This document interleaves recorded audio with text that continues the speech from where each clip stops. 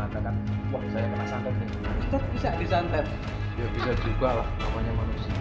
Jadi masalah, apa musuh. Kalau logikanya tetap aja.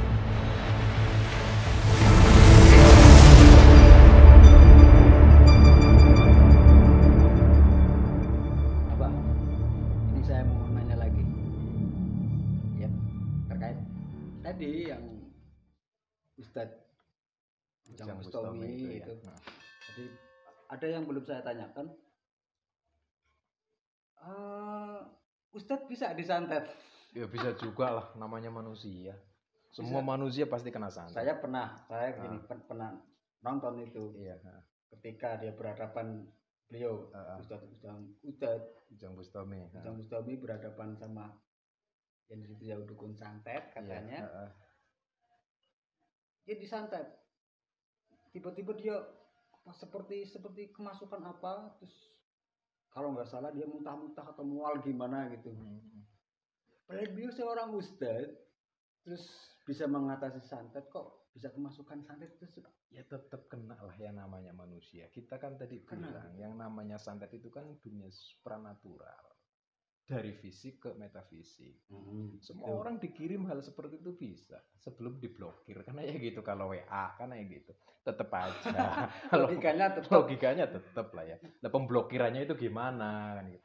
Benteng gitu ya? Bisa tembus juga, tetap, bacaan sholawat semuanya juga. Yang dikirim pesan tetap kena. Iya kena juga. Tanpa kecuali. Tinggalnya nggak mungkin orang langsung kesantet ada efeknya apa enggak. Ya kadang ada efeknya, kadang enggak. Tergantung keimanan. Saya pernah mendengar ada orang yang tidak bisa disantet, ada hanya itu sih obrolan-obrolan sama teman-teman gitu. Mungkin nggak berefek 100%, karena ya gitu. Bisa juga kan pertama kesantet, dia paham nih, saya lagi dalam kondisi kena santet nih. Recovery. langsung ada antisipasinya kan ya gitu. Itu yang bisa diartikan dia nggak bisa disantet. Iya. Gitu. Artinya seperti itu. Ustadz Ujang Bustami kena langsung dia mental dan lain sebagainya otomatis. Karena apa? Energi yang dikeluarkan oleh si dukun santet itu tetap membentur Ustadz Ujang Bustami sampai menimbulkan hal seperti itu. Ya bisa diartikan Ustadz Ujang Bustami itu punya basic ya tentang supranatural gitu. Meskipun dia punya basic itu, tapi dia tetap kena. Semua orang kalau disantet pasti ada efeknya. Walaupun karena beliau punya kelebihan bisa menetralisir gitu. Benar. Gitu ya. Sorry saya. Sama lah. Ya bisa. Sama sih. Ya namanya manusia. Jangan sampai jangan kita itu mencari musuh. Iya betul. Buat apa sih kita cari musuh? Kadang-kadang kita nggak sadar menyakiti hati orang lain. Belum tentu orang lain itu kan tersakiti, kita kan nggak tahu. Dengan cara Ustadz Ujang Bustami membuat konten, kemudian ya tentunya banyak yang menonton, kemudian sampai ke tuang santet yang lain, otomatis dong dia punya musuh yang ya bisa dikatakan musuh lah ya. Yang banyak itu. Ya pastilah orang itu coba melawan orang itu kan apa yang biasa dia kerjakan, pasti dia akan bergelut dengan pekerjaan itu sendiri. Contoh Ustadz Ujang Bustami bergelut dalam dunia santet untuk menyembuhkan orang dan lain sebagainya, membasmi dukun-dukun santet. Otomatis musuh-musuhnya dari mereka, dari Ustadz Ujang Bustami ya dari dukun-dukun santet itu sendiri. Nah itu yang berbahaya. Makanya apa sih? Kalau kita orang awam ada dukun santet ya udah biarin aja. Bukan iya. Lana malukum gitu kan. Urusan kita masing-masing lah. Yang penting kita itu nggak usah menyalahkan atau membenarkan orang lain tanpa adanya dalil-dalil yang menguatkan. Cari aman lah. Cari aman kan. Udah. Ya udah paham saya kalau kayak gitu. Berarti sisi positifnya itu kalau kita menonton apa yang telah dilakukan oleh Ustadz Ujang Bustami, berarti bahwa sebenarnya santet tidak perlu ya takut boleh lah ya, tapi jangan sampai panik. Yang penting kita tahu caranya mengatasi itu.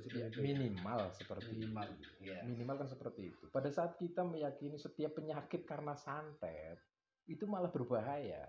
Gitu. Karena sugesti orang itu sendiri yang menyebabkan tambah sakit.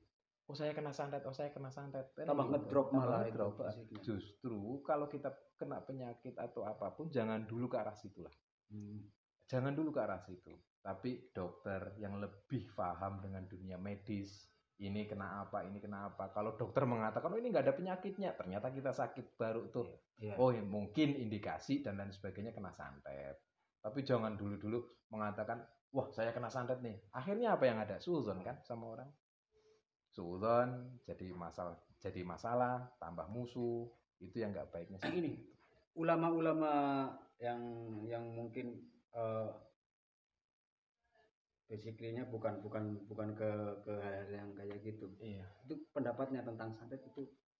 Ya intinya kan kembali kepada kepercayaan. Oh gitu. Itu kepercayaan. Iya. Sebelum Islam masuk ke Indonesia sudah ada yang namanya santet. Ada. Tapi kita memang perlu berhati-hati. Ya, gitu ya, itu kan sekedar untuk kehati-hatian kita. Ini santet atau bukan? Ini apa kan kayak gitu. Praktisi sekarang sudah banyak. Yang tahu beneran loh ya, bukan praktisian. Jadi gini teman-teman. Kita ya bolehlah mempercayai santet itu ada. Tapi ya kita jangan terlalu takut dengan yang namanya santet. Kalau kita berbuat baik, insya Allah. Gitu ya? Ya, itu yang lebih baik. Kebaikan yang akan membawa kita lebih baik. Iya. Insya Allah kita ya aman lah dari hal yang seperti itu. Yang minta perlindungan sama Allah. Iya, intinya ke Allah gitu. Ya, baik. Udah, terima kasih. Obrolan hari ini ya mungkin itu saja dulu. Saya sudah merasa udah ketemu jawabannya. Ternyata Ustadz Bustami ya punya misi yang sebenarnya baik lah ya. Sebagai media untuk edukasi bahwa orang akan lebih aman kalau dekat sama Tuhan, dekat sama Allah. Gitu ya. Poinnya seperti itu. Iya, benar. Udah, terima kasih. Ya, monggo. Kopinya kopi diminum dulu.